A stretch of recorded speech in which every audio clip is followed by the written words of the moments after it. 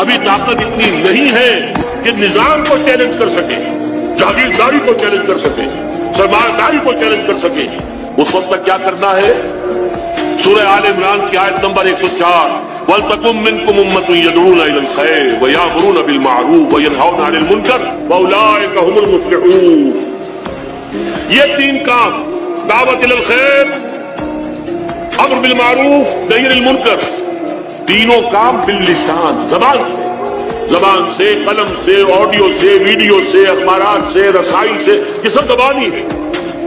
یہ جہاد باللسان، اور یہ ہوگا قرآن کے ذریعے، جاہدہم بہ جہادا کبیرا، اس قرآن کے ذریعے سے جہاد کیجئے، قرآن کے ذریعے سے دعوت الی الخیر، قرآن کے ذریعے سے امر بالمعروف، قرآن کے حوالے سے نہی عن المنکر، لیکن صرف باللسان۔